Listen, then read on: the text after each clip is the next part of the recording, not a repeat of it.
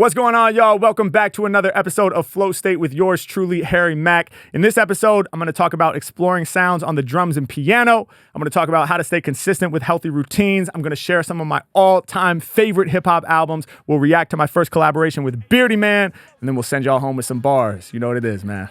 Let's go. This is for my flow state. Add it, yeah. Y'all know we back at it. Ain't it crazy how the mind works magic? We gon' show you the method behind the madness, cause this is for my flow state. What's going on, y'all? Welcome back to another episode of Flow State with yours truly, Harry Mack. Super excited to be back with y'all for another solo episode. Yeah, we out here, man. I got my boy Sam with me. What's going on, Sam? What's up, dude? How you doing? I'm doing good, man. I'm doing good. Stoked to be here. Me too. Back in the blue couch, big blue, rocking and rolling. Oh, yeah. Yeah, it feels good. So last time I was on here, we had just gotten back from Europe doing the festivals out there, which were incredible.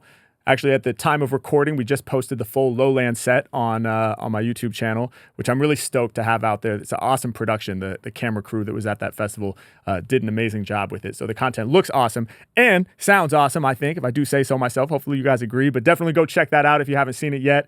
And yeah, we're back in LA. I'm still getting back into my routine, dude. I gotta be real. How about you, man? Are you how's the adjustment?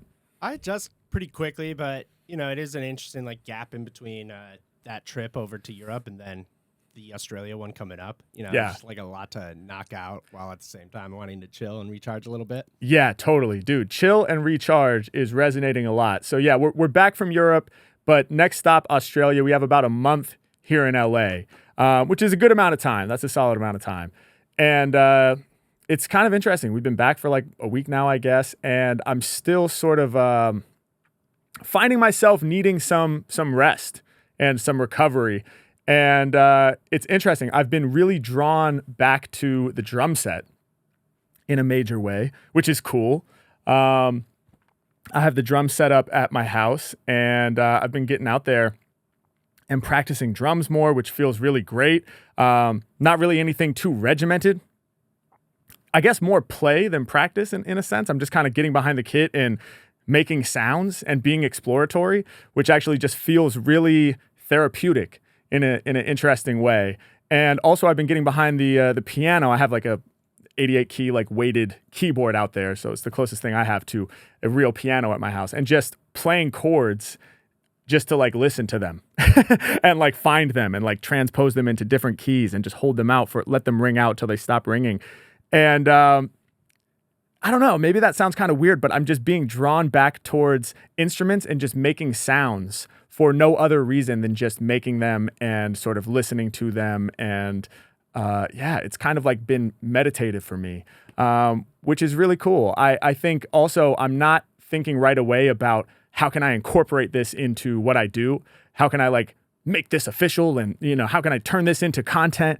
And I will say, being a content creator now for however many years, I guess since 2017. So what is that, seven years or something?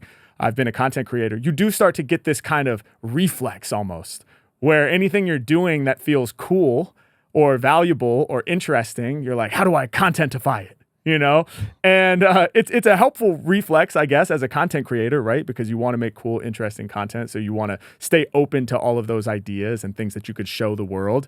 But for me right now, this thing of playing my drums and playing the piano is kind of the opposite of that. It's almost I don't want to contentify it. Not yet, maybe eventually the drums will come into my forward-facing content and my music a little bit more. And I think that would be awesome.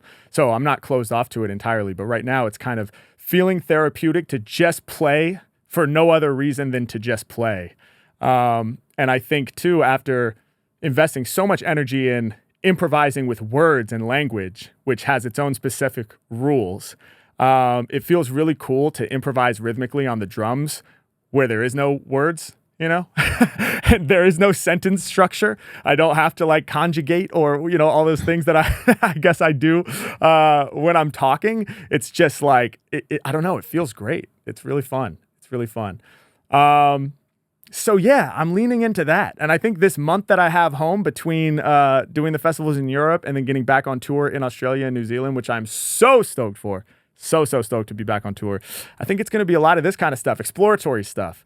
And I think that's one of the challenges that, I've had as a content creator, right? Is like being in this content creation world, it's quite demanding on your time and your creative energy and resources, because succeeding in content nowadays is largely based on being everywhere all the time, right? Like quantity is a big factor, and being able to create a lot of content and get it out to the people with frequency is a big key to success. And I've enjoyed that a lot, especially as a freestyler. I love to make lots and lots of videos and share them with the world. But, I will say that I have struggled in the past to carve out time for exploration. And sometimes I think I can feel like if I'm doing exploratory stuff, like playing the drums just to play them and just to find rhythm, or playing chords just to explore on the keyboard, for example, or even writing songs, trying new methods of writing songs, things that I don't necessarily know what the result's going to be, but I'm doing them just because they feel good, and who knows, maybe something will come of them at some point. It can feel like it's a waste of time. Because again, of this reflex and this muscle to always be creating and to make sure that I'm everywhere all the time for everybody. And, you can start to feel like, oh, well, if I'm not pumping out content, then I'm not really building my brand, and I'm not building my audience, and I'm not doing the work that I really need to be doing to be the artist that I want to be. And I think that you got to check that. You got to check that reflex, because really, to be the artist that I want to be, I think, what could be more valuable than making time to explore? And I always talk about finger painting and how great it is to be a kid and to finger paint and not care about, what it looks like. And yet I don't often afford myself the time to get back into that space fully. Like, yes, when I freestyle, I'm finger painting. That's true. And those are beautiful moments. But in my day to day, creating more time to actually like fully get back into that space where like this isn't for anything. It's not for an audience. It's not for an end product. It's not to build a brand. It's not to build an audience. It's not for any of that shit. It's just to do it, for the sheer joy of doing it, and just to explore and just to be a creative human, which we all are. So yeah, it feels fucking good, man. Playing the drums, playing the piano, and I should add, I am trying to get better at playing the drums while rapping, which has been a big part of what I'm doing out there too. Once I'm finished just playing my solos and, playing all out of time and rubato and just searching around and all that, I will drop into, a groove, boom bap groove or a funk groove of some kind, and and start building myself up to go into a freestyle. It's funny when I do it because it's so, at first my brain is like, how can I possibly, So even the first is so like, it's an accomplishment. Like when I'm like, boom, boom, doom, doom, I'm like, oh hell yeah, the is working. Yeah, okay.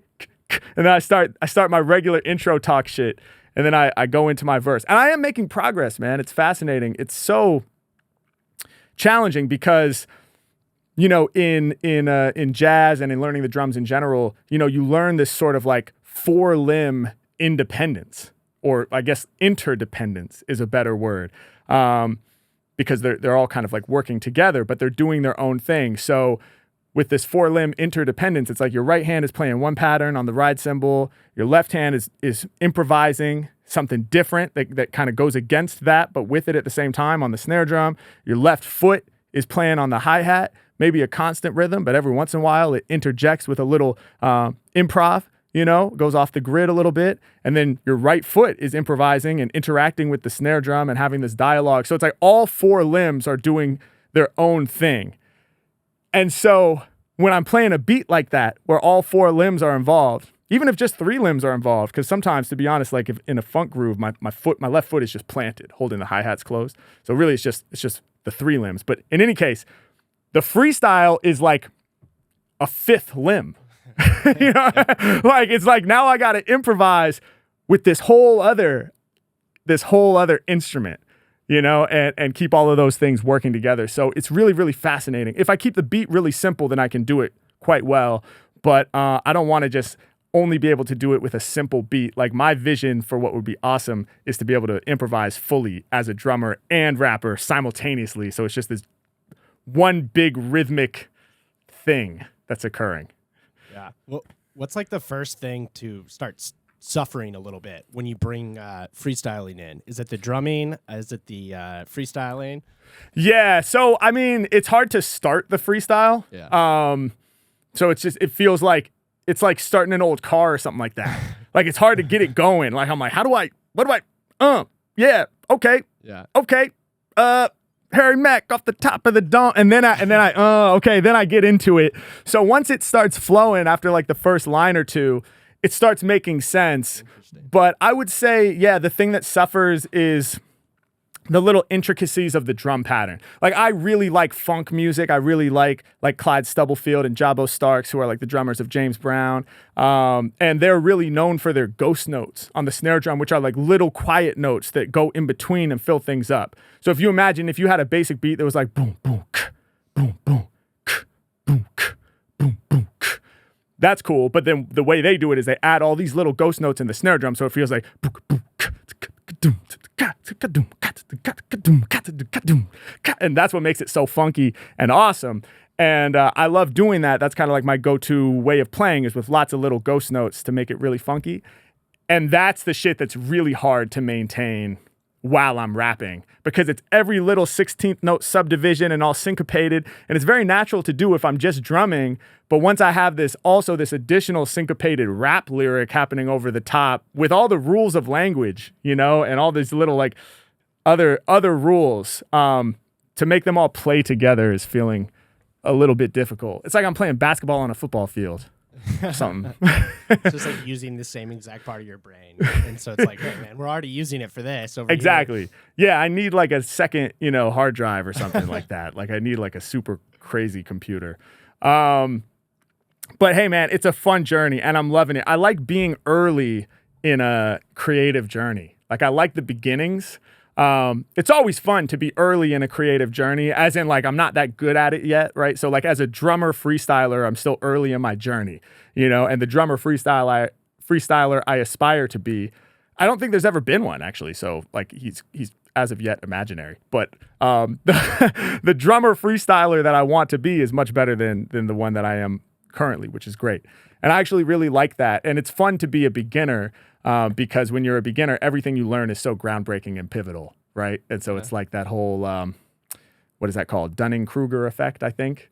We can fact check that, but it's the whole concept that when you're first learning something, it's really fun and exciting, and you actually end up feeling like you're really better at the thing than you actually are, because you're learning these like big foundational pieces so quickly. And you're like, oh, I figured out how to do this now, It's like, oh, I figured out I can maintain this boom bap beat, while I do a 16th note freestyle, and I can actually do that well. Hell yeah, I'm killing it. And so there's these big building blocks that you stack on at the beginning. And then as you get more advanced, the building blocks get smaller and more detail oriented. And then when you're really advanced, it's like you've been working 3 years to add the same little last grain of sand, and you don't know if you're ever going to add it. So it's fun to be early in the creative journey. That's cool, man. Sense. It's Yeah. interesting too that you're just combining like two things that you aren't early in your creative journey with. Much the opposite. You're an expert at both. Yeah. So that's kind of, I don't know. Yeah, no, that's a good point. And I think that sometimes gets in the way a little bit, because I know I'm a good drummer and I know I'm a good freestyler, but when I put them together, I can't be as good at either of them as I feel like I should be. Sure. So it's humbling. It's humbling. I have to be like, man, no, like be about what you talk about. Like I tell my students, like, don't move ahead to the next thing when you still have so far to go on this foundational piece, right? And I'm basically asking them to have this like immense amount of patience and trust in the process. So if I'm going to ask that of my students, like I'm asking them to be incredibly mature. Like just trust the process and be patient and be singularly focused, and trust me, it will pay off. So now it's like I have to look in the mirror and turn that advice back to myself and be like, hey man, like how this works. It's not going to happen overnight. So, but yeah, man, it's been fun playing the drums, making sounds, dude. Making sounds just to make sounds is really something special. So that's it for my opening spiel. We're going to be out in Australia and New Zealand for the first time ever. And I'm super, super excited. I think by the time this airs, like we'll be there tomorrow. This is coming out right at the end of September. So we'll be out there very, very soon. And if there are still tickets available, please hit up harrymackofficial.com /shows, and that's where you can get your tickets there. But we really, really want to see you guys out there. I can't wait to rock in Australia, man. People have been asking us to come out there for so long. I've connected with a lot of fans in Australia and New Zealand, like on Happy Hour and in the comment sections, even out in the world, tourists who are in the places we were at from those locations talking about, yo, you got to come to Australia. You got to come to Australia. And dude, it's happening, man. So can't wait to lock in with y'all. Very, very excited. Without further ado, let's get into some community questions. These are questions submitted by you guys, and we've been asking for videos. And we finally got a video, right? We do. Dude, we have a video question ready to rock. Let's get into it. Let's get it. All right, Harry, you asked for video submissions or voice memos. Well, here you go. My name is Ludo. I just came back from Lowlands Festival where I saw you perform. I was front row at your show. Hell yeah. This energy, man, fucking amazing. And I just want to say thank you, man. Thank you for such a great fucking experience. Anyways, my question is about mindfulness. I got into the topic of mindfulness a couple of months ago. And I just wanted to know, since you have been keen on mindfulness and have been doing it well with your pages, your morning pages, I seem to be struggling a bit with the discipline to actually practice it every day. When I do it, I love it, and it really adds to my life and to my well-being. But I tend to forget for days to do it, and I know I have to do it, but I just don't. And I wanted to know, just pick your brain, if you have come across similar challenges with this topic in specific, and if you have any advice on how to keep at it every day. Would love to hear it, man. Thank you. Hell yeah. Shout out to Ludo. Great question. Yeah, I mean, consistency with the healthy routines. Like, this is something that I think everybody struggles with, myself included, for sure. I mean, yeah, when we were out in Europe, I fell pretty much out of the meditation routine for like the whole back half of that trip, because there were a lot of early mornings and flights and things of that nature. And so, I was shaken out of my routine, and I don't think I was meditating for multiple mornings in a row. And it's taken me even a few days since getting back to LA to get back into the routine. So that's the first thing I would say is, like, I am not perfect by a long shot. And I am not perfectly consistent with these things that I talk about that have helped me. It's an ongoing journey for me myself to figure out how I can be more committed to these things. And so I would say, first and foremost, with something like mindfulness, if it is something that you want to do every day, and I think that's great. I try to do it every day. Like, that's my ideal. One thing that can be helpful is finding the time that you really most like to do it and making sure that you're always doing it at that time. So, like, as an example, the first thing I do every morning is the morning pages. And I've been doing that for a really, really long time. And I'm very consistent with that. I miss some days, to be clear, but I've probably even missed multiple days in a row, but not too often. I've been very, very consistent with that for the last at least 5 or 6 years. I think something like that. Yeah. I don't know exactly how long, but I've been doing it for a long, long time, very consistently. And for me, I love doing it first thing in the morning.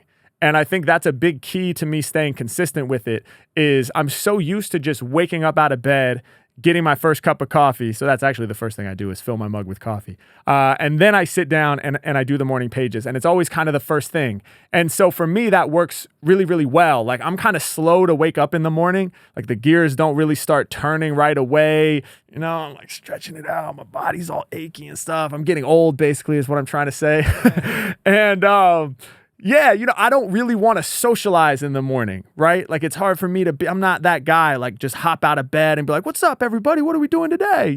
Some people can do that. And, like, man, hats off to those people. Like, that's awesome, man. That's inspiring. But I just have to be realistic about who I am and how my, like, circadian rhythms and all that work. And yeah, for me, it's a slow start, like an old car, man, once again.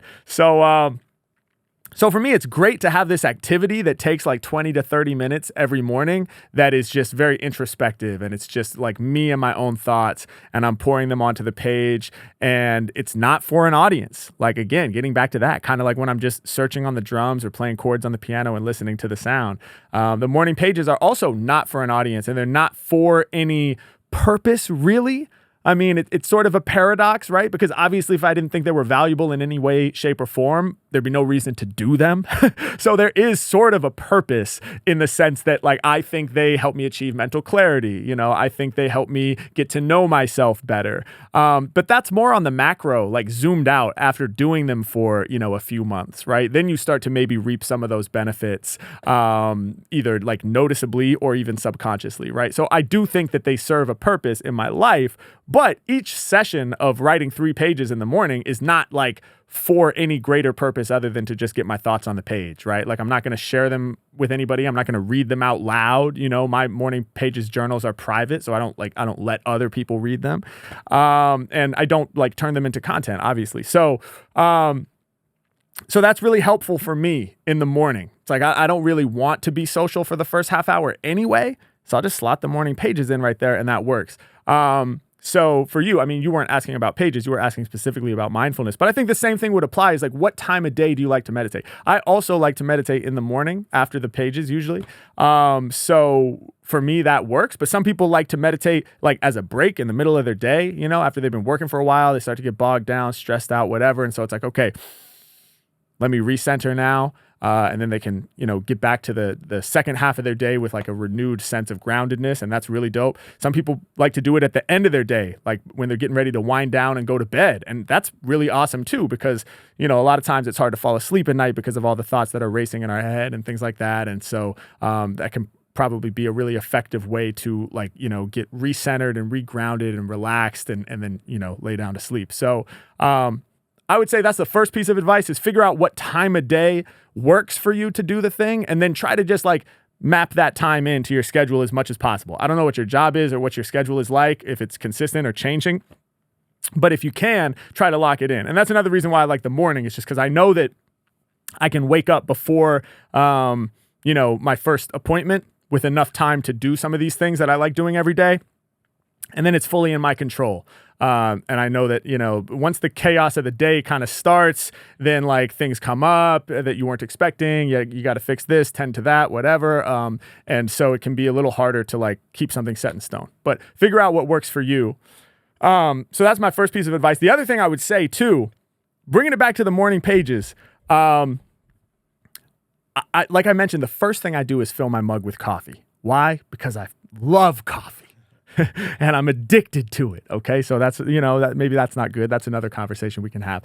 But I, like the other 95% of Americans who are addicted to coffee, love drinking coffee first thing in the morning. And honestly, it helps me get out of bed, man. I'm not going to lie. I'm like, you know what? I don't really want to get up right now, but if I get up, I can have my first cup of coffee and it's going to be awesome.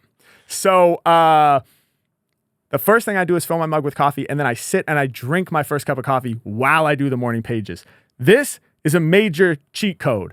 Now, I will say you can't like drink a cup of coffee while you meditate, really. I don't think. Maybe certain types of meditation, maybe you can. But the way that I do it, like I wouldn't be able to just like every if every 2 minutes I'm like taking a sip, you know, then that probably wouldn't work. But maybe you could chug your first cup of coffee or drink it at a relaxed pace and then meditate, right? So it's like you link them together. So for me, that's massive. It's like, even if I don't want to write my morning pages, which I usually do, but let's just say I'm in a weird mood and I don't want to do it. It's like, okay, fine. But I do want to drink my first cup of coffee. And I'm going to pour the cup of coffee and sit in a chair and drink it anyway, right? So, okay, I got my notebook right there. And this is literally my setup. Like, I go to the same chair every day in my house. It's a super comfy chair. And I sink into it. And there's a little side table next to me with a coaster for my coffee and then a stack of a couple books that I'm interested in, and then my notebook and pen are on top. So I just like literally reach in the same direction. It's like to reach to the beautiful, amazing, soothing, and revitalizing cup of coffee. I also, just like by tweaking my reach by like 2 inches to the left, I'm grabbing the notebook and the pen anyway. It's right there, you know? So, okay, open the book and start doing the pages, you know? And it's fun. It's fun to do something like productive while you drink coffee. It's just, I mean, that's a classic combination, right? Drinking coffee and making beats, drinking coffee and editing videos, I'm guessing. It's fun, man. It feels good. Now, again, you can't drink coffee while you meditate, but you could maybe either put it before, like I'm going to drink this coffee and then meditate. try it out. Might be, if it elevates your heart rate too much, it might be kind of hard to meditate. I think coffee could probably stimulate the monkey mind, so to speak, and get those thoughts racing. So maybe that's not it. Maybe it is. Everybody's different. Or you could put the cup of coffee at the end of the meditation too, like a little reward. But I have found that linking something you already want to do with something you maybe don't want to do as much, it's a huge cheat code. And for a while, I had a really good thing going with exercise. I haven't been as good on it recently. I still walk every day, so that's like a baseline minimum, but I should be doing more. But for a while, I would do like my calisthenics or like my little weight routine with dumbbells. And it was when I was really going hard and writing a lot of songs, the songs that have been coming out all year as singles. I was writing those and recording those during this like 3 to 4 month phase of like inspiration where I was just like really feeling creative in that way of making songs. And so I didn't want to exercise, but I did want to listen back to the songs that I had recorded the day before and all the days before that as well. Like I wanted to review my music because anybody who makes music, you know how it is. Like you might be really stoked on something right when you're making it, but then like you go to sleep and you wake up and you listen to it the next day with fresh ears and it sounds completely different. Oftentimes it sounds not as good as you remembered it in the moment, which can be tough. But sometimes you surprise yourself and you were kind of frustrated by it in the moment because you were so close to the details. And then after taking a break, you come back and listen to it. You're like, oh, this is a banger. I like this actually. And it can become clear what you need to change. You're like, oh, this is great, but the chorus is wrong. And now I totally see why. And all I have to do is X, Y, Z. So, it was really exciting and fun during that time to listen back to what I had been working on. And I just only did that while I was exercising. So it's like I paired those two things and I'm not even lying. Like it made me want to exercise. I was like, I want to go work out because I'm going to listen to these songs. So you can give that a shot. And then the last thing I would say too, in terms of consistency, is you can't be too hard on yourself. And I know that might sound counterintuitive because it's like, well, I want to do this every single day. So I need to drill sergeant that shit. And I need to really be hard on myself and shape myself up and get myself into gear. And it's like, yeah, okay, maybe some of that energy, like if you're really slacking off and not doing anything and sometimes you got to kind of like, kick your own ass or whatever and like get things moving. But that being said, you don't want to be so all or nothing with it. And I fall into this pattern of thinking quite often, and it's not good. It's not helpful. And it's just not productive because what happens is if you say, I'm going to do this every day, you're excited in the beginning. You might do it every day for 2-3 weeks, maybe a full month. And then the first time you don't do it, if that upsets you so much and throws you off so much that you're like, I thought I was going to do it every day. Now I missed a day. Oh, I'm a piece of shit. I can't even do this every day for more than a month. Like, what's wrong with me? Maybe it's all like, I can't do anything right. Now you're spiraling with this like negative thinking. You're being super mean to yourself. You're not being compassionate with yourself at all. And you're just like ripping on yourself. What's that going to do? It's going to make you feel worse. And then you're going to start going back into like the less healthy routines and habits and like the instantly gratifying things like laying around and watching Netflix for too long or just scrolling on your phone for too long, just feeling bad about yourself. And it's not going to help. So if you fall off the routine, the best thing you can do is be like, oh, damn, I didn't do that yesterday. I really wanted to do that every day. Oh, well, that's all right. I'll do it today. And then just get right back into it. Like the truth is the faster you can get back into the routine, the better. And the more time you spend just dissing yourself and hating on yourself, like you're just widening that gap of time, most likely, where you're not going to want to get back to it because you're so upset about the whole thing. So I would say zoom out and look at like how many days did I miss out of this month, rather than like it has to be a consistent chain with no breaks. And as soon as it breaks, I'm going to be pissed at myself. Just be like, okay, there's going to be some gaps naturally because I'm a human being. So, okay, I missed the meditation 6 days this month, let's say. Okay, all right, well, cool. So basically I got 3 weeks and I had a week off, scattered throughout. Okay, well, next month, can I just make it so that I only miss 5? Okay, if you can, then you're doing fucking great. That's improvement, and then the next month you only miss 4. And then the next month you miss 8. Oh, well, okay. But you can do a month where you only miss 4, so try to get back closer to that, So I'm big on that. Like look at longer trends, and then at the end of the year you can be like, wow, I meditated like 7 months out of this year. That's pretty freaking good. And that way you don't have to like get all down on yourself, and which just doesn't help. Yeah. So makes sense. Smart. Ludo, great question, my friend. Thanks so much for sending the video too. More videos, you guys. We love it. But also audio and text. Speaking of text, here is a text based question from Will. What's up, Will? The question is, what albums do you think are essential for someone new to hip hop to listen to? Thinking of Jack Black handing out rock albums to students in School of Rock. That's awesome. I got to go back and watch that flick again. Jack Black, yeah, dude. Jack Black is the man. So funny. Love that dude. Did you ever see Orange County? Oh, yeah. That's a classic. He's like a big old hat that goes. Dude, that's a classic, man. I was quoting that one. All right. Great question, man.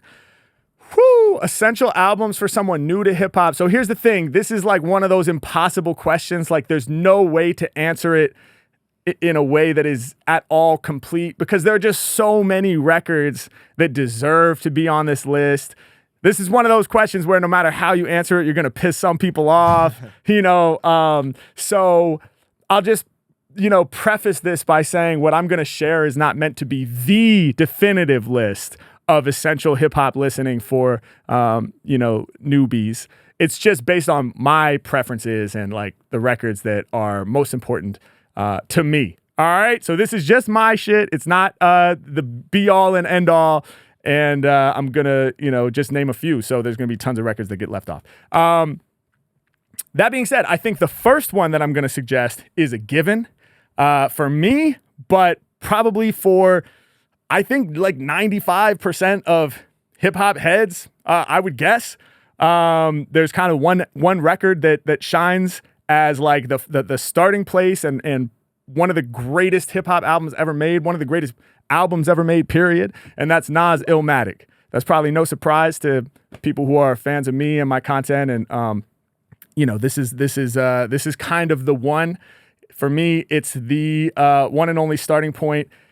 And, of course, I'm biased. Nas is my favorite rapper. But again, like most hip hop fans will tell you, like, this is the one. It's just the greatest. And for so many reasons, like Nas Illmatic as an album, it encapsulates so many things. First of all, Nas is Nas. So the rapping is just like ridiculous. Some of the best ever recorded, like his ability to paint a picture, his ability to incorporate this detailed imagery and like the uniqueness of his vocabulary and his way with words, his ability to tell a story and put people in these situations and put people in these environments is just unmatched. So, shout out to Nas, the GOAT. And then on the production side too, it's just ridiculous because it's the cast of like the greatest like sample-based boom bap New York hip hop producers of that 90s era. And like the 90s are my favorite era. I think the 90s are the best, but again, that's just me. There's a lot of people who will tell you that the 80s are the greatest era. And for sure, the 80s are amazing too. And you got to check out Big Daddy Kane and Eric B. and Rakim and KRS-One and all of that stuff is amazing and needs to be checked out too. But for me, the 90s that's my favorite. And Illmatic just brought together like the best cats who are doing that sound. I mean, you have DJ Premier, Pete Rock, Large Professor, Q-Tip, all doing beats on Illmatic. So that's really, really insane. So just musically and in terms of the lyrics and rap, it's like such a masterpiece. And I would say also thematically, it encapsulates so much that like hip hop had to offer during that 90s era. Like, yes, of course, it has like the street hard, like gangster element heavily represented. So there's that. And then it also has like this really deep, like personal introspective element to it, like with songs like The World Is Yours. And then it also has so much heart, like with songs like One Love. And then it also just has like bars and clever wordplay and all the stuff that makes rap so fun and exciting with like joints like Halftime. So it's kind of all there. It's just such a good encapsulation of like what was happening in hip hop in the 90s. And it's just the greatest rap record ever made. So that would be my starting point, man, for sure. So that's number one.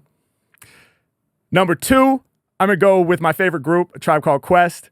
And I guess I would say Low End Theory by Tribe Called Quest.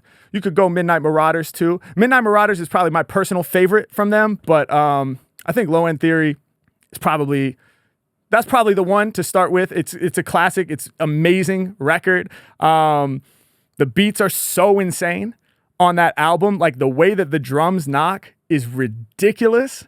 So there's that. And then, Q-Tip and Phife, rest in peace to Phife, who's no longer living, but those are the two rappers from the group, and they bounce off each other so well. There's such an incredible chemistry. They have so much fun in their music. They don't take themselves too seriously, and yet they're able to convey really meaningful messages on their records. So that's really, really dope. They have great voices too. I mean, Q-Tip has one of the best voices in rap, in my opinion, so unique and recognizable. And Tribe is also just really, really important. They're really foundational in terms of like combining jazz and hip hop together in a way that was really authentic and dope. They're kind of, to my knowledge, like the first to do it in a way that was really successful, in that like hip hop heads knew that it was really dope, but also jazz fans thought that it was really dope too. And oftentimes, like when you try to combine two genres like that, whether it's jazz and rap or like rock rap, which had a thing for a while, usually what happens is like one camp or the other is not really satisfied with the result. It's like maybe the hip hop heads are like, yeah, this is fire, but the jazz people are like, this has nothing to do with jazz. Or vice versa. And usually what happens is even worse than that, where it's just like nobody's satisfied. Like the hip hop people are like, this is corny, and the jazz people are like, this is weird. And so you just lose everybody, and it's a lose-lose. And so that happens quite often. But Tribe like did it right and did it in a way that was like really like genuinely dope. And they got a lot of props from the jazz world and from the hip hop world. And that's just really important to know about, because they set the stage for like Jay Dilla later on, and like Neo Soul and like the Soulquarians movement, all the way on to like To Pimp a Butterfly, like from Kendrick, and like Robert Glasper, and all the like jazz hip hop fusion that occurs in the contemporary music scene as well. Kind of all can be traced back to Tribe. So definitely that would be my second recommendation. I'm gonna try to make it quick now, because I could go on forever again, and there's too many to mention. Third, I would say Wu-Tang, 36 Chambers. Gotta check it out. Classic hip hop record. You don't just get one dope MC. You don't just get two dope MCs. You get 9 dope MCs, and they're all ridiculously dope in different ways. And so the contrast of voices and styles and approaches to rapping is so wide, like from ODB to Method Man to Ghostface to the Jizza and on and on. I mean, it's just like they're all great in their own right, and then they're all together on the same record, and it pulls in all the samples from, the classic Kung Fu flicks, which is amazing, and that was super influential in hip-hop, and RZA's production is so dark and gritty and grimy and horror movie, and it's just awesome. It's such a fun listen. It's like reading a violent graphic novel in hip-hop form, so you got to check it out. And then just quickly, something from super old school would be Eric B. and Rakim, Paid in Full. Got to check it out. I would say Rakim is your favorite rapper's favorite rapper for a reason, because basically everything that makes rap awesome, so much of it, I would argue, comes from Rakim in terms of like what makes it lyrical and intricate. So like multi-syllabic rhyming as like the baseline, and like intricate patterns, A, B, C, B, squeezing in internal rhyme inside a rhyme. Like so much of that stuff, it's not that Rakim was the first person to do it, but before him, it was like every once in a while you'd throw in something like that for flair and flash. Rakim was just like, this is just how you rap, period. This is the baseline. Like everything is going to be intricate now as the standard. Every single line is going to be intricately constructed with multisyllabic rhymes. This is the new standard and baseline. So got to check that one out. And then something more contemporary, I would say Kendrick Lamar, To Pimp a Butterfly, because it's just, or Good Kid, Mad City is actually my personal favorite. Both of those records, you can't go wrong. But probably To Pimp a Butterfly is definitely like the critic's choice. But yeah, I mean, I don't think anybody has ever crafted a concept album in hip hop that is I think nobody can do it like Kendrick Lamar, and nobody had done it prior, and nobody has done it since. Just that level of thoughtfulness going into a concept album. Like when you listen to those records, it's just like there's so much intricacy and there are so many layers. There's a college course, or at least there was for a while, based on To Pimp a Butterfly, like a whole semester's worth of material. And it's warranted. I mean, those records are just, and Good Kid, Mad City, it's like watching a movie. You like close your eyes and you watch a movie, and there's themes and motifs and like triple entendres and shit that you don't even know is there until you go to genius.com. So I think Kendrick Lamar is a genius mind, and the way that he makes records is just like unmatched. So There you have it. those are my suggestions. Do you know which one you've listened to the most over, throughout your whole life? I probably have listened to Illmatic the most. Yeah, Yeah. for sure. Yeah. Because I basically have that record memorized. I think I know pretty much every lyric. If the record's playing, I for sure have it memorized. If I just have to do it a cappella, I'm maybe like 75, 80%. Gotcha. It's also the one that's just right behind you, so that makes sense. Yeah, dude. Got it right here. So always at the ready. But again, that's a very incomplete list. I didn't really represent well for the ladies of hip hop. So, I mean, Miseducation by Lauryn Hill is a classic record. You got to listen to it. The Score by the Fugees is a classic record. You got to listen to it. There are so many groups that are super important to me that I didn't mention, like Black Alicious and Gangstar. And, it's like, once you mention this, you got to mention this, you got to mention this, you got to mention this. So we could go on forever, but that would be a good starting point, the ones I mentioned. Hell yeah. Sick. Love talking about hip hop. And let's get on to the next question. Okay, this one comes from Alex.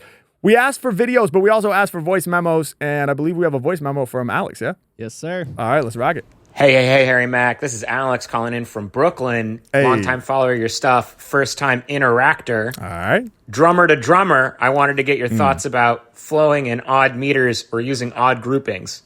I don't really see that represented in rap more broadly, and that's fine. It's some nerd shit, but we know when a musical idea is communicated well, it can resonate with a broader audience without really having to think about the math of it, if you will.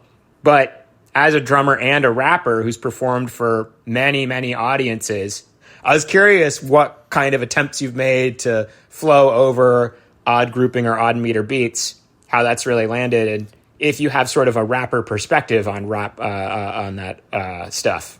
So thanks for taking the question. Really hope to see this one up. Cheers, buddy. Keep it up. Hey, good vibes. Thank you, Alex. Appreciate it. Great question. Rapping in odd meters. Why doesn't it happen more? Do I have experience with it? I guess first and foremost, I got to try to briefly explain what that even means for anybody who's listening to this or watching this who's not a musician and doesn't know what odd meters are.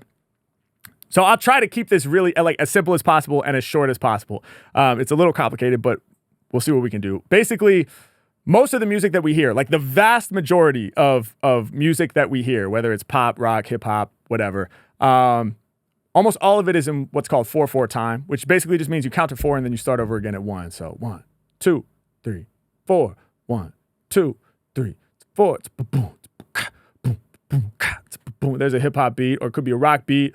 Boom, boom, pa, boom, boom, pa. We will. 1, 2, 3, 4. Right? So the vast majority of Western music, so-called Western music that we hear is in 4/4 time. If we're talking about like traditional Balkan music or like traditional African music, there are lots of odd times.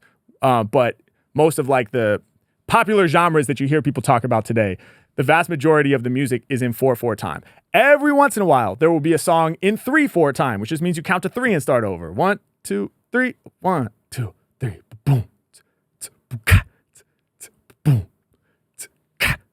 Boom, boom. You hear a lot of those grooves like in R&B and in rock music. So that happens every once in a while. It happens very, very rarely in hip hop. So for all of these genres that are under the umbrella of what's called Western music, it's almost all in 4/4, and then every once in a while it's in 3/4. In hip hop, it's even more biased to 4/4. Like basically all rap songs are in 4/4, with very seldom there will be some version of 3/4 that's worked in, but even that is very rare.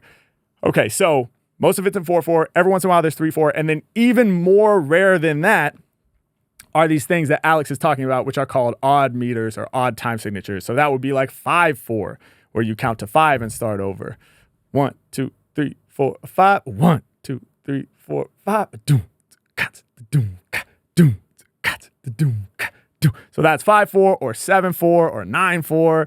A lot of times it's really 9/8 or 7/8. Don't worry about the second number. It mostly has to do with music notation. We don't have time to get into it, but just talking about the first number, so 5, 7, or 9. You know, that and that is very rare in hip hop. So the question is like, do I ever practice rapping in odd time signatures? I'm sure there are people who do it. And actually, shout out to Bus Driver, who had a song in 5/4 on one of his records. It was kind of like a remix of like Take 5 by the Dave Brubeck group. But so that was cool. And I'm sure there are other examples of it too. There are probably like obscure underground artists maybe do it frequently. I don't know. I'm not hip to it. There might be like a jazz rap group that mostly performs in odd time signatures. I wouldn't be surprised at this point because hip hop is global. It's universal. It's one of the most popular genres out there. So anything you can imagine happening in hip hop has probably happened at one point or another and may happen currently. So by the way, if you're aware of like dope hip hop that is in odd time signatures, definitely post it in the comments. In terms of me doing it, I've tried it a couple times. I think I tried it on a live stream one time. I haven't done it very much. The reality is it's hard to find beats, like a hip hop beat that is in an odd time signature that's dope. There's just not that many out there. Of course, I could make my own or play drums and record it and do that. So that would be cool to explore. I'm open to explore it. The reality is like odd times mostly have existed. Like if we're talking about Western music, it's mostly in jazz and probably like avant-garde, like modern classical.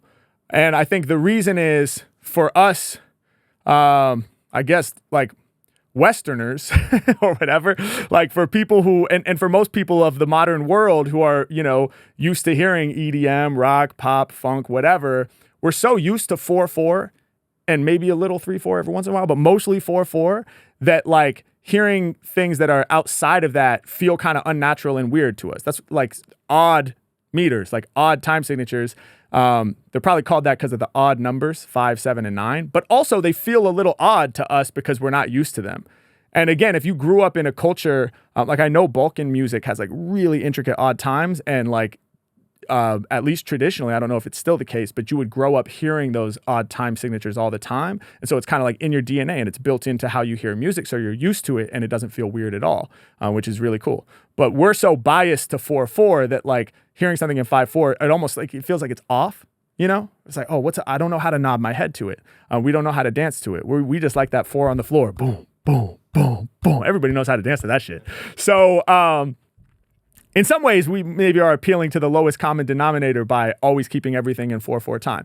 But there's a ton that you can do within 4/4 time. It's really not that limiting. That said, like jazz has never, since like the 20s, it has not been popular music, right? So the whole purpose of jazz is like to push the boundary and to be exploratory. It's improvisational music. Like it's not necessarily trying to appeal to the lowest common denominator. It's trying to reach for something new and original and trying to challenge the listener, right? And challenge the musicians. So that's why like they've explored much more with odd time signatures in the jazz world. So I don't know, like trying it in hip hop and doing it in a way that would be palatable to a wider audience. Like I think it's possible. I don't see why it wouldn't be possible, but it might be challenging. And I think it would take a lot of practice to get comfortable for me rapping in 5/4, for example. Like I would have to really, really work on it.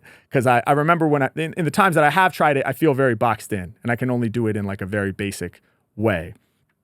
But yeah, I definitely want to explore it more. I will say real quick, odd groupings, which is another thing that Alex asked about, is something that I actually have experimented with quite a bit.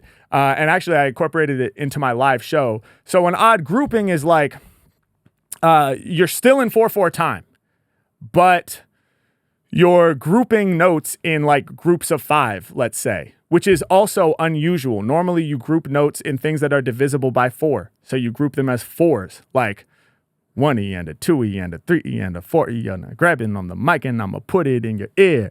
I be coming up with all the lyrics that they fear. That feels natural and we can bounce to it and it makes sense. Or you would do it in 2s, ready for whatever, spitting something clever, dugga, dugga, dugga, right? So, but one thing that's really interesting that I like messing around with is groups of 5. So like the word university, 1, 2, 3, 4, 5, 1, 2, 3, 4, 5, 1, 2, 3, 4, 5, 1, 2, 3, 4, 5. Off the tip of this, I'm ridiculous, inconspicuous, none can fuck with this. They ain't up on this, had enough of this. I be getting it, I be spitting it. They ain't with the shit. I'ma do it live when I spit it out. I'ma, et cetera, et cetera. So 1, 2, 3, 4, 5, 1, 2, 3, 4, 5. So you can do that and still be in 4/4 time. Boom, cat, doom, doom, cat. 1, 2, 3, 4. University, spew it certainly off the tip of this. Too ridiculous, they ain't getting this. Rep the underground, let the thunder pound. I'ma hit them with that ridiculous off the top of this till apocalypse. No one's stopping this, mic ain't dropping. So that type of thing. And it's kind of like rolling and tumbling over the bar line, and it's sort of rubbing against the 4/4 time and creating this sort of like disorienting feeling and this really high level of rhythmic intensity. And so that I do experiment with, and I would love to go deeper and get more comfortable using like groups of 7 and interchanging them with groups of 5. And I mentioned I incorporated it into my live show because there's this a cappella part of the live show where I just kind of start snapping with these like groups of 5. And sometimes I do the groups of 7, and I sort of experiment with these different odd groupings because there's no beat anyway. And so it's like a wide open kind of like sandbox to play in. So I like checking out the odd groupings. But that's my thesis on odd meters in hip hop. That's interesting. I had never even heard of it, so Yeah. didn't realize that's what you were doing during the acapella with the. So you test out you said like several different structures during that acapella. You'll do like 5 and like up to what? I've normally just done like 5s and 7s. So, and it gets confusing, like because you usually break them into smaller parts of 3s and 2s. So like 7 will often be 2 plus 2 plus 3. That Okay. equals 7. So it's like daka daka daka da. Right? 1 2 1 2 1 2 3 daka daka daka. So if you speed that up, daka daka daka daka daka daka daka daka daka. So I would be like, coming off the top of this, lasted till apocalypse. Mike, I'm never dropping this. Coming with the hottest shit. I'm about to hit him with that shit. That's ridiculous. Wake you up like coffee. There's no one that can stop me. You know it's never choppy. I'm about to kill it probably. The Mack is never poppy. I'm repping that real rapping this. Ain't nobody tapping this. So that's this 1 2 1 2 1 2 3 1 2 1 2 1 2. So technically, like that's in 7. I'm rapping in 7. Yeah. You know, but there's no beat. It just creates this kind of like rolling, weird kind of rhythmic pattern. That's tight. Yeah. So that's the extent of my experimentation with that. But great question, man. And I would definitely love to go deeper. Let's maybe do one more question here, and then we'll move it along. We got a good one coming in from Patrick. What up, Patrick? The question is, you've mentioned that your free association abilities are the key to being able to freestyle about any topic. Do you know of any ways to train those free association skills? Specifically, something that could help my 8-year-old daughter increase her vocabulary so she can spit bars if she would like. That's awesome. Shout out to your 8-year-old daughter who might be interested in spitting some bars. That's what we need, man. That would be sick. Hell yeah. More 8-year-olds rapping. Yeah, great question. Yeah, I do think as time goes on, I believe even more and more deeply that free association is like the single most important skill to develop as an improviser, as a freestyler specifically, and probably other forms of improv that use language as well, like improv theater and improv comedy. But yeah, if you can free associate, then you're so much closer to the end goal. But in terms of Can you exercises, explain what it is again? Actually, yeah, free associating. So just going from one thing to the next thing that it makes you think of without any friction. So like if this is coffee, bean, grind, Starbucks, cafe, computer, laptop, study. I kind of went away from coffee at the end there, but which we can talk about because there's multiple ways that you can do this. But that's what free association is. Gotcha. Mic, stand, amplifier, speaker, voice, singer, rapper, talker, convention, right? And so the idea would be to be able to do that for longer, like to pull in more references. But really, I think the goal is just to reduce the friction. Excuse me, meaning like to quickly jump to one. Instead of like when you first try it, you might be like hand,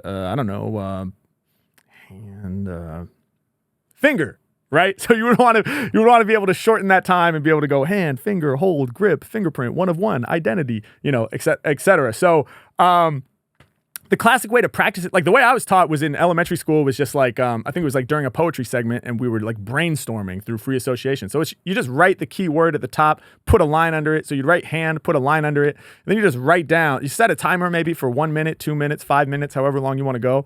And just write down every word that you think of coming from hand. And just be completely non-judgmental. That's the thing. The way that we mess ourselves up for the most part with free association, in my opinion, is we try to come up with good answers. Like, oh, I want to have a good list. That's bullshit. That doesn't help in any way, shape, or form. Don't try to have a good list. Just try to have an honest list. Like when you hear hand, what do you think of? There's no right or wrong answer. Whatever you genuinely think of is what you should write down. And if you approach it that way, that's the first big key towards like I say, reducing the friction and just letting the ideas flow out. Is like, don't judge your ideas or wonder if they should be better. You're just showing up exactly as you are today, right? And that's another key, like, philosophy around improvising in general. Like, what I love about improv is I can't be better than I am. Like, improv is constantly requiring me to just show up at my current level with no bullshit, When I freestyle on stage, I can only freestyle as well as I can freestyle today. I can't freestyle like 10 times better than I am, even if I wish that I could, right? Maybe in 10 years I can, but as of today, I am just who I am today. And so when you do your free association list, just write down what you really think of. And so that would be the best exercise, honestly. Just write a word down, put a line under it, and then set a timer and see how many other words you can come up with that in your mind were inspired by the key word. And there's kind of two ways to do it. In one way, you would want it to always tie back to the word up top, right? So, hand goes to finger, goes to fingerprint, goes to hold, goes to high five, goes to wave. Excuse me. But wave wouldn't go to ocean, right? Even though those are obviously related. But wave relates back to hand. So that's one way of doing it where like the words have to relate back to the key word. So you might visualize it less like a list and more like hand is in the middle and you're drawing little lines out to other words. Right? Like hand is the nucleus, but everything has to surround hand. And if you can't explain how your mind went from hand to the word, then it doesn't count. So that'd be one way of doing it, which is a little more like restrictive. So maybe you like that, maybe you don't. And then the other way is like you don't have to relate back to hand. You just start free associating. So when hand leads you to wave, wave goes to ocean, and ocean goes to boat, and boat goes to sailor, and sailor goes to pirate, and pirate goes to gold, and gold goes to buried, and buried goes to coffin, and coffin goes to sick, coffin, and sick goes to dead, which brings you back to coffin, which goes to grave, which goes to serious, et cetera, et cetera. So you can't go back from serious to hand, right? Damn, that's a serious hand. No, but you can't go back from serious to hand, but you got there via hand. And so that's kind of like the wide open way of doing it, which is really fun. So maybe you start there because that has fewer rules. And I find the less rules, the better when you're trying to get started, and especially for kids, I think.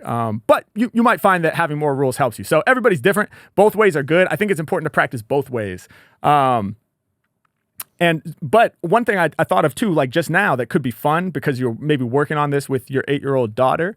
You guys could do a game where you go back and forth. So either you or her say the target word, like couch. So if she says couch, then you say sit, and then it goes back to her. It's like you're playing ping pong. So then she says chair, and then you say living room, and then she says relax, and then you say TV, and then she says Netflix. So you could like play ping pong with the free associated words, and just each time you're just stacking more and more free associated words on top of each other. That could be fun. Yeah, that's tight. Yeah, so those are the exercises I would recommend. Shout out to the community for coming through with these questions, man. Appreciate you guys so much. We're going to move on to a freestyle submission. So this one comes from Roy. I love watching your guys' freestyles. To all the aspiring MCs out there, or, intermediate, advanced, currently even professional level. Shit, if you are a rapper and you want to record a freestyle and send it my way so I can check it out and maybe offer some feedback, love to hear from you guys. We're going to check this one out from Roy. Let's get it. Check it out, yo, one day we all die. I gotta survive, that's why I'm sipping on immunity. I sip on alive, and you know I be the best. You want some kombucha? You gotta go and grab some GTS. You know what's next on this conquest, spitting from the flesh. You know I get on content creation. You know that's my plan. I'ma do my thing, I'm the man. Give it to the poor like Peter Pan. Check it out, yo, I'll be making content with Ray-Ban. That's what we doing when it comes to the music and the flow. And you know I'm on top and I'm rich, so you know I'll be sipping on the Voss. That's the water that I'm sipping. People gonna be tipping. Listen to me, man, I'm equipped with equipment. Hey, yo, yeah, you know I do it very well. You know me and Harry Mack about to kill it. You know we do this big in this live. Yo, check it out, I quit the 9 to 5 every single day, man. I'm sipping on the lion's mane in this form. Mortal focus is insane. Check it out, and then I put cologne her mane. Hey, all right. Hell yeah. Shout out to Roy. We hit him with that hard ending like the end of the D'Angelo record. That was fire. Okay, sick, man. Dope submission. Killing it, bro. Love how you're pulling in all the objects around you and incorporating them into what you do. I mean, that's a classic, freestyle routine. So really dope to see you doing that and challenging yourself to prove that it's off the top of the dome as well, and not something that you had written out or pre-memorized ahead of time. So that's sick. I love the opening line. You went right into like some meaningful shit. You were like, yo, one day we all gonna die. I think that's the first thing you said. One day we all gonna die. We gotta stay alive. Yeah, run that back. Check it out, yo, one day we all die. I gotta survive, that's why I'm sipping on immunity. I sip on alive, and yeah, that's sick. Hell yeah. Yeah, dude, jumping right in on some meaningful stuff like that. And then, of course, like tying it back into the name of the drink, which was Alive. And that was just a really cool example, too, of working backwards, right? Like the drink is called Alive. And so that's your target. And we talk all the time. I talk often about setup punchline, which is just working backwards from a target, right? You're going to end up with the drink that's alive. That's what's pinging all of this. And but that was a really great example of it because you didn't just say something random that rhymed with alive. Like, yo, on the mic, I gotta strive. Out of this bottle, I be sipping the alive. That would have been cool. But you actually talked about things that relate to being alive or not being alive. Like one day we gonna die. I gotta find a way to survive. So I'm sipping on this thing called alive. Like that's dope, man. That's the goal, is to do a setup punchline couplet that actually like the whole thing is integrated together and not sort of like disconnected or cut and paste. So that was sick, man. And then pulling in references all throughout. I heard a couple little hiccups, like I think when you said equipped with the equipment or something like that, felt like maybe there was a little, didn't necessarily quite come out how you had intended it. That's what I perceived. If I'm wrong about that, my apologies. But that's how it seemed on my end. It was just like a slight mental hiccup there. Still came out. I still heard what you said. I'm equipped with the equipment, which made sense and worked. But I thought you recovered from that nicely and got back into your flow, like without too much time lost, which is a really important skill in improv that I've talked about before as well. Like we don't want to ever get hung up on our mistakes. And basically the quicker you can forget about it and move on. Honestly, it ties back to what I was telling Dude about how to stay consistent with meditation. It's like it applies in freestyle and it applies in life. It works at the micro and it works at the macro. Like when you fall out of the pocket, don't waste any more time thinking about how you fell out of the pocket, because the next bar is coming. You gotta serve this moment. As an improviser, I'm constantly trying to serve this moment, which is the only moment that we have, is this moment, right? We're never living in the past and we can't project into the future. We can only live right now. And I thought you did a good job of that, man. A couple little slight hiccups, nothing major. And, it didn't even break your flow. You got right back into it and kept things moving. So yeah, that was dope. Pulling in the lion's mane. I mean, I would say just, you already have a great foundation. I'm trying to think what I can provide in terms of like something constructive. You might try, working on pulling in more kind of like metaphors and sort of like wordplay things. So I'm trying to think like how we could do that. Like, what were some of the objects? He had lion's mane. Oh, the Ray-Bans. The Ray-Bans. That was the other one. That was the other one. The Ray-Bans, the lion's mane, the alive. So yeah, I mean, thinking about, and you can practice this not while you're freestyling, right? You can do this as a whole separate exercise, like you can pause the game and then do this exercise where you could think about like, what's the cleverest thing I could say about those objects? So like Ray-Bans. Like, what could you say that would be clever about Ray-Bans? Like in a lot of my freestyles, when I'm rapping about shades, I talk about throwing shade. Like at other rappers, I'd be throwing shade like Ray-Bans. And that's not anything that's going to like, oh my God, wow. Like that's not earth shattering at all. But it's a little bit more it's a little more interesting lyrically, right? Because there's some wordplay in there. I'm talking about throwing shade and then Ray-Bans are shade. But what's something even more clever? What's another way that you could work with it? Like maybe there's something you could do by breaking the words apart or so like just Ray, rappers blind like Ray Charles, but I got the Ray-Bans. My flow is radiant, spit rays, burn sand, sharp like a razor, or Ray and band, what could you do with that? Like I burn MCs. I'm the motherfucking man. My flow's illegal. My rays should be banned. So like something like that, right? And if you practice thinking about those things outside of the context of a live freestyle where there's too much other stuff to think about, right? But you just sit there maybe with a pen and paper, you write down some of your best ideas. These are just things that add so much texture and flavor to your freestyle. And the more you think about them outside of the context of a freestyle, the more likely they are to seep into your actual freestyles. And you'll think of them in the moment when you're rapping about the thing. So that would be my advice, is to put some effort there. But great submission, dog. Appreciate it. Thank you to everybody who submitted either questions or the freestyle, videos, audio, or text. We want all of it.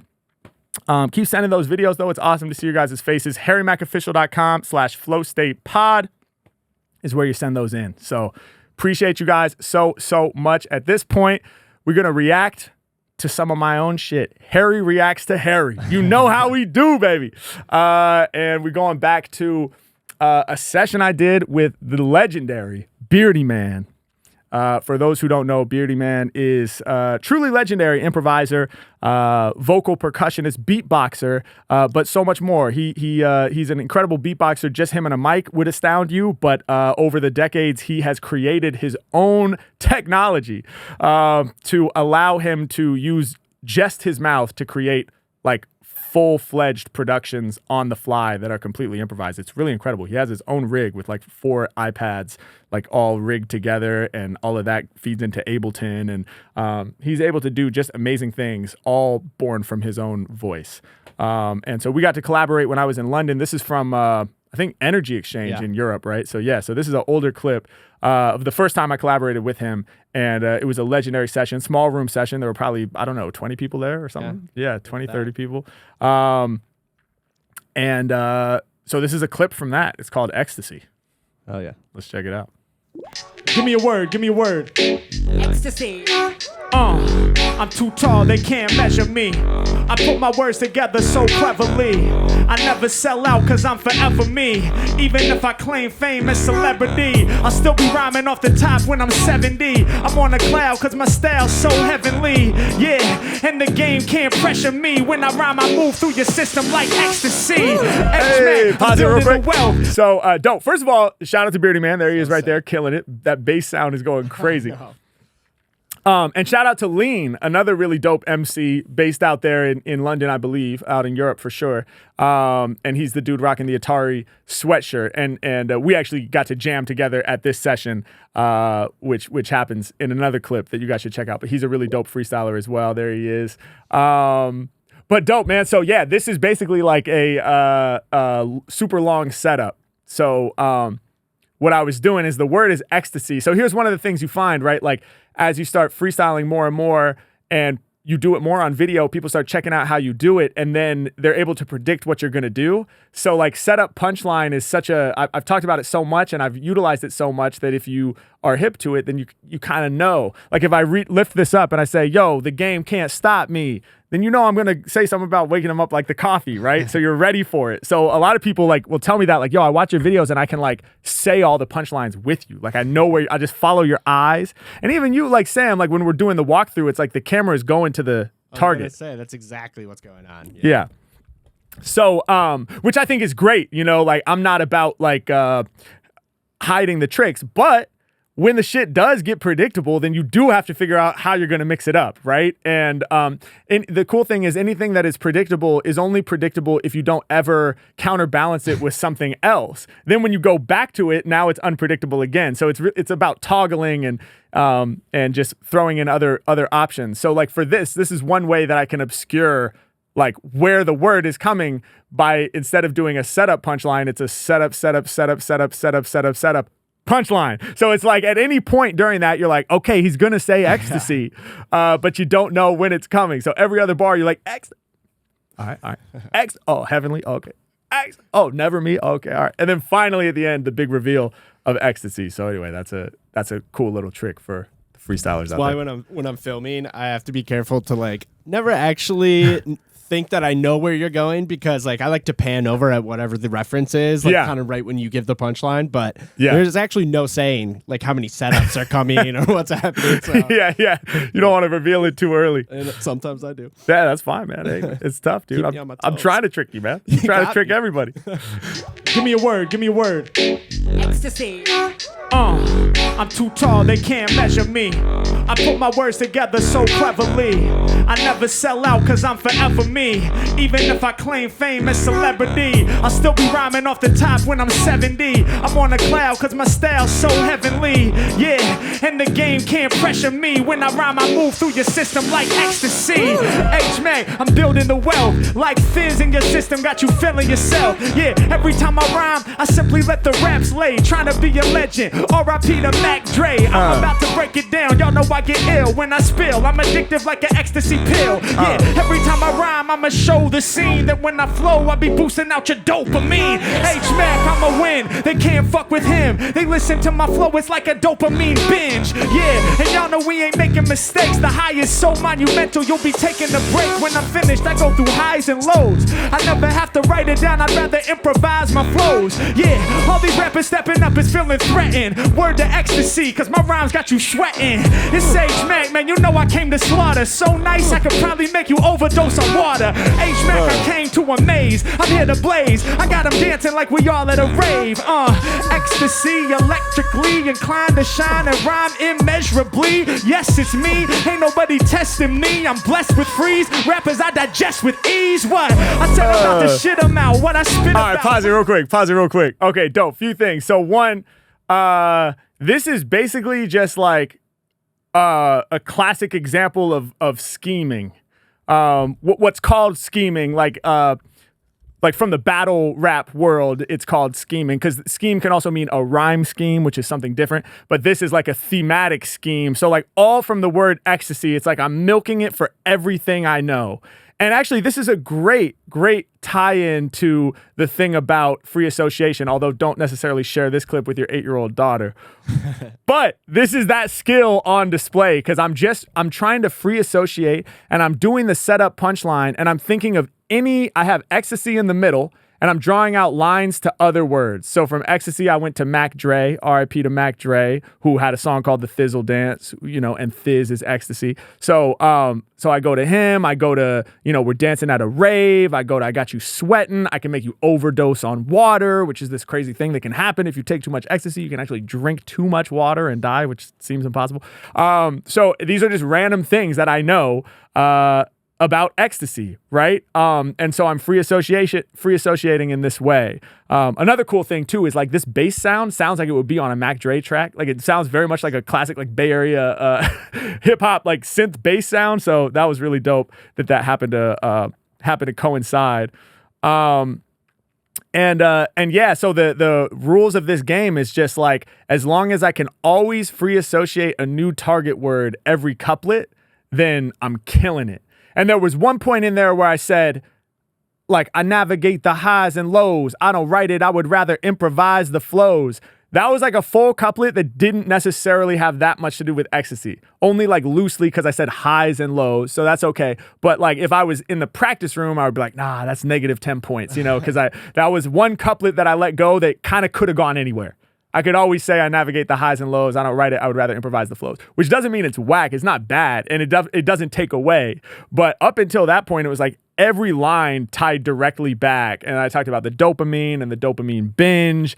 And so, and then at the end, that was a cool thing you can do too, is I had already used up so many ecstasy multisyllabic rhymes in that 7 setup 1 punchline that it was like, even I probably thought I used all the ones I knew. And then randomly, after doing all that, I was just like, ecstasy, I'm blessed with freeze, who they can never see. I like packed in like 6 other new ones, So that's just like a random, and it's not conscious. I'm not like, oh, now I'll do that.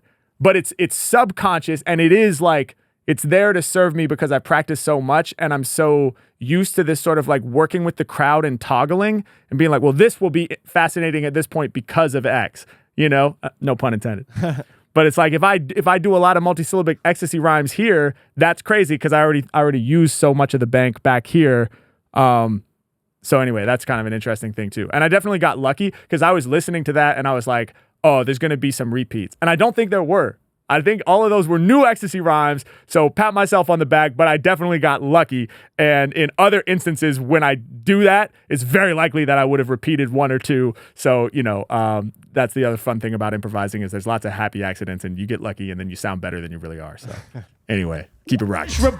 Yes, it's me. Ain't nobody testing me. I'm blessed with freeze. Rappers I digest with ease. What? I said I'm about to shit them out. What I spit about. Bring the rhythm out. This is not some shit to kid about. I'm about to hit you now. You know I'm getting love. Yeah, right now we rhyming about drugs. So let me put it down while I spit a bit of propane. They gon' sniff my lyrics up like a line of cocaine. All these rappers in the game are embarrassing. They cherish him. Put my lyrics in your vein. Heroin. H-Mack, man, they calling me a rap star. Bear the witness, cause my flow addictive like the black tar. Yeah, I'm changing rap to a better scene. Cleverly, go from ecstasy on to ketamine. Flowing heavily. Y'all know I drop it hard. Rocking bars when I spit. Pause it right there. That's another freestyle moment where, so now I'm obviously just doing a drug scheme. It's the same game, but now the word at the top of the list is no longer ecstasy. Now it's drugs. So then that opens up a whole new line of thinking. That is a moment where when I watch it, I get excited again because I know how excited I was in the moment when I thought of ketamine and realized it rhymes with ecstasy. So then I was like, oh, great. So now I can do this full circle tie back. And again, it's more multisyllabic words that rhyme with ecstasy. And I didn't notice, maybe there were some repeats in there, but the crux of it is saying, I'll take from ecstasy to ketamine. And it's like, oh, it's one of those explosive moments. And again, that came to me in the moment because I was free associating drugs. So I went from cocaine to heroin to black tar. I hope we don't get demonetized. And then I thought of ketamine. And then I realized ketamine rhymes with ecstasy. And I was like, that's fucking perfect. And that's, again, what's so fun about improvising is things like that happen that you never could have planned or predicted. And they create those explosive moments that are exciting for the audience, but also for me. They gon' sniff my lyrics up like a line of cocaine. All these rappers in the game are embarrassing. They cherish him. Put my lyrics in your vein. Heroin. H-Mack, man, they calling me a rap star. Bear the witness, cause my flow addictive like the black tar. Yeah, I'm changing rap to a better scene. Cleverly, go from ecstasy on to ketamine. Flowing heavily. Y'all know I drop it hard. Rocking bars. When I spit, you know I bring lots of bars. But some of those drugs be bringing drama. So rather than that, we rolling up the marijuana. It's my honor. We getting lifted. I keep it gifted like joints. I get twisted. I persisted. I got what you need. Making tracks bleed. Oh, okay. Yo, I got you, dog. Trust you. I'm about to bust through. He was like, "Where's the verse about the magic mushrooms? Those other drugs you spewing the phlegm, but we want to hear a verse about hallucinogens." I was like, "Dog, I got you. You know they can't test me. I'ma have you tripping out like the LSD." H-Mack, y'all know the people. They know me. Go to the cactus and shave off some peyote. Hit, put it in my system, y'all know I make people listen. Off the magic mushrooms, I be seeing visions. I was still on Earth, but I felt close to Saturn. Plus I looked at random trees and I saw facial patterns. It was crazy, I felt connected. I mean, my whole entire body was affected. I was like, yo, this drug right here is dumb fly. You saying I can go to the moon off of some fungi? Yo, I be taking the shrooms, making speaker systems boom when we up in the room. Boom. Hey, boom. That rhymed. Hell yeah. Dude, yeah, sick. So yeah, there it is again, just more. It really is the free association game. And it's tying it into all these other like foundational techniques like the setup punchline and rhyme inside a rhyme and multisyllabic rhyming and all like the basics of rap that we can really tie back to Rakim, right? And others, but Rakim is a major figure in like a lot of these foundational techniques. And it's like I have that as a foundation, and then through practicing free association, I'm able to kind of like explore a whole universe, even if only one word is given. And I wasn't always able to do it like to that degree in that video. That's like I feel like that's a really strong example of it. And sometimes it doesn't work that well, that was like a great night. You know, that was like a really awesome night. And Beardyman is amazing. He's cooking up the beat live and doing all these changes and making it so saucy and incredible. So there was a lot of inspiration in that room. Sometimes it doesn't go that well. But in general, I used to not even really be able to do it at all. And it was something that I practiced out of necessity because I wanted to be able to go for a long time off like just a single suggestion, because I felt like that was going to help me be able to scale what I do. Because like to always need like people to be constantly throwing words and yelling them out in real time is great. Like if I'm on a corner somewhere in a cypher, but as soon as like I'm on a stage and there's a rail and security guards and I can't hear anything that any one person is saying, I was like, oh, I need to be able to improvise for a long time in a way that's like valuable and impressive and connects with the whole audience, but just like based on one singular input. And so that's kind of like what we saw there. What was it like working with Beardyman? That was the first time, right? Yeah.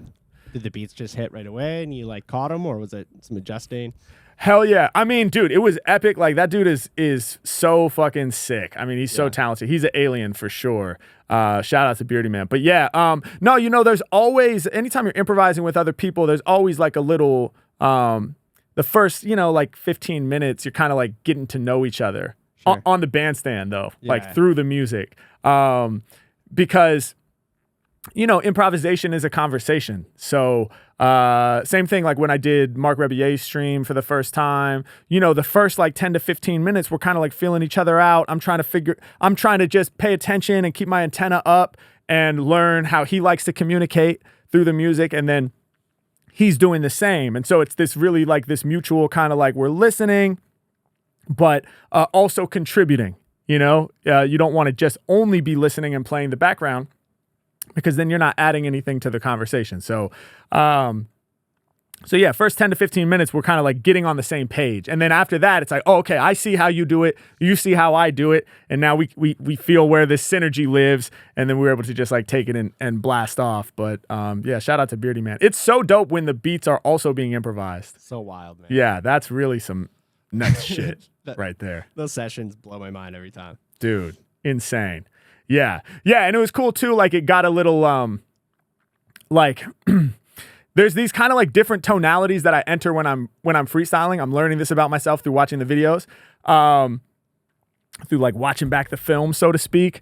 But like, yeah, for a while it was just like, for most of that, it was kind of just like vicious bars, you know, bars about drugs, you know, using drugs to talk about how I'm a dope rapper, like put my lyrics in your vein, heroin. And I would say that's kind of like the basic approach that I use is like so-called battle rhymes, right? Like on some hip hop shit, like basically saying I'm the GOAT, which is not even like that's not factual, because like there's Nas, you know, and there's Rakim and there's these other people I mentioned. So, you know, definitely listen to them. But as a rapper, you know, every rapper says they're the GOAT. That's hip hop. So that's my kind of like basic way of rapping, is to be boastful and braggadocious and stuff like that. And I'm just pulling in these words as ways of making metaphors about me being dope as a rapper, right? That's like your standard shit. But then another mode that I sometimes enter is this like more conversational mode. Like when the guy leaned in and was like, do mushrooms. Oh yeah. Then it's like, what? It breaks my flow. I got to listen to him. And they're like, oh, okay, I got you. And then it's almost like I'm talking to him, right? But to the crowd. Yeah. So I'm like, oh, he's saying, Mack, you really know how to crush, dude. But we want to hear a rhyme about the mushrooms. Because also those other verses, you were spewing the phlegm, but we want to hear some shit about hallucinogens. And then I'm like, and then once I'm in that conversational mode, the nature of the rhymes is different. And I start talking about how like I was outside feeling like I'm on Earth, but then I started leaving to another universe. And so now it's more storytelling, like a little bit more narrative and more like I'm talking to you, like I'm talking to one person, but it's the whole audience. And so that's interesting to me, you know? Super interesting, yeah. Because that happens organically. I never really thought about it. But there's these sort of different like modes that I step into, and they're all cued by the audience and whatever is happening randomly. Like that guy leaning in then like pushed it in a direction. It's like there's all these tiny little nudges and subtle things that happen that affect the tonality of the performance. But so anyway. That's super cool. Hell yeah. You always have a good understanding of like the pacing too. Like you just murdered those like drug bars with that tone for so long, and then like flipping it at a certain time is so refreshing for the entire track. Totally, dude. Yeah, no, thank you. Appreciate that. And it's just more what I call toggling, you know? If you do any one thing for too long, even if it's amazing, it gets stale. And then like the power of just like, oh, well, let's just like go over here for a while. Yeah. And then it's like, oh, okay, now we're back here. And it feels completely new again, you know? So yeah, it's fun, man. Freestyling. Well, speaking of freestyling, we've come to that time in the show where I'm going to try to summarize some of the things we talked about the best way I know how. But first, I just want to say thank you so much for watching. We appreciate you guys so much. Flow State with Harry Mack. You know what it is. I got a little frog in my throat, so I'm going to cough and drink some of this water, and then we'll see what happens. Let's get it, man. Appreciate you guys. Let's go.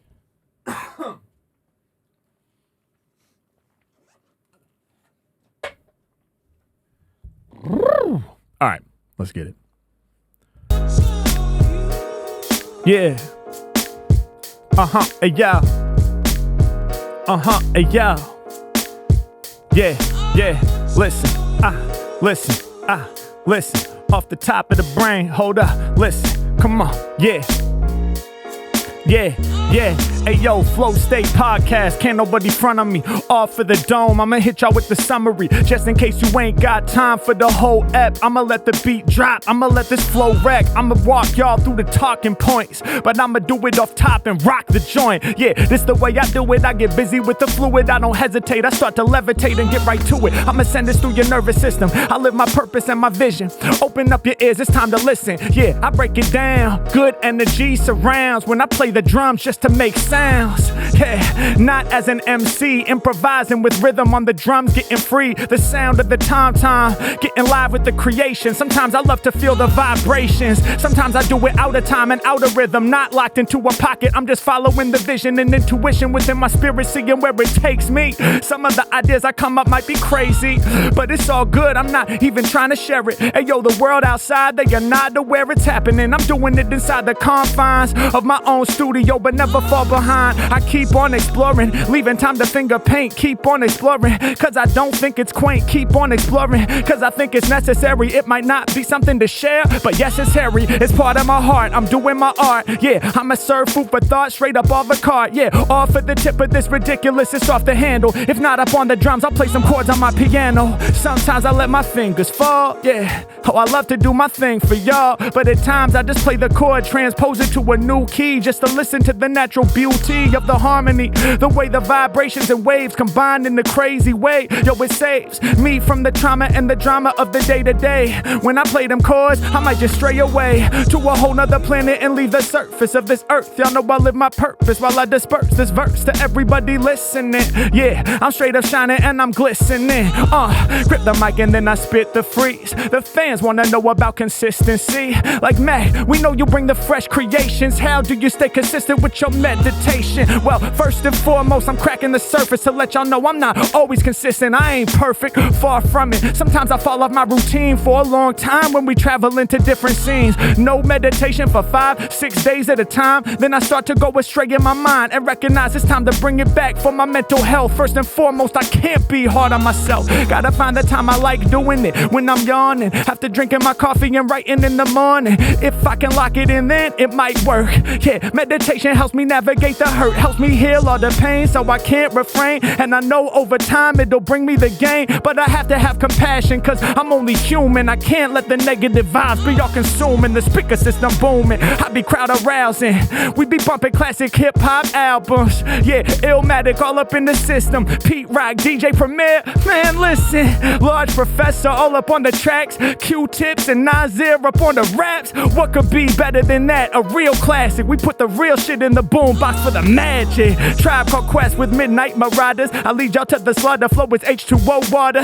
Y'all know I be expressing my anger. Feel like Wu-Tang breaking out the 36 chambers. Rhyme rearranger. R.I.P. to ODB. I just speak the poetry openly and the flow is free. Ain't no way to hold it back. I'm sure they notice me. I rhyme ferociously. I'm about to have you overdose on these real rhymes. Put it up your spine. I'ma make you feel mine. 52 bars. I'm about to deal mine like we playing blackjack. Differences in speaker Sticker out my backpack and Mack with the fat raps, that's that. Fresh like a Tic Tac. I put it all up in your brain and help you get that. I'm throwing darts from the heart, do my art all the time. Combine different lines when cooking up my rhymes. Come and peep it, I go the deepest. I'm about to put you rappers up on the secret without no cheapness. Up on flow state when I rhyme and I know it's about to go great. I get illa when I start to come through with the dope creations. I expand my mind when I'm doing free association. Y'all know I'm about to clearly jam. Improvise the sounds of audio word to Beardyman. All coming out the mouth, people know what we about. I get busy, leave you dizzy when I'm rhyming on this route. Yeah, I shine like the sun, crazy man. Matter of fact, should be illegal. Yo, these rays are banned. Polarized, the dopest vibes indeed. Throwing shade at all my haters, get you higher than the weed, get you keyed. Yeah, over tracks, I just take it wherever I gotta take it. I find this music sacred like that, y'all. It's the Mack, y'all. And you know we staying up on the attack, y'all. We create, y'all, something great, y'all. And we gotta hold it down for flow state, y'all. It's the pod, y'all. Ain't nothing odd, y'all. Off the top, they be calling me a god, y'all. I'm just a human. I'm doing what I do for them. Flow state, thanks for tuning in. Bah. Thanks for watching, y'all. We love you. Peace.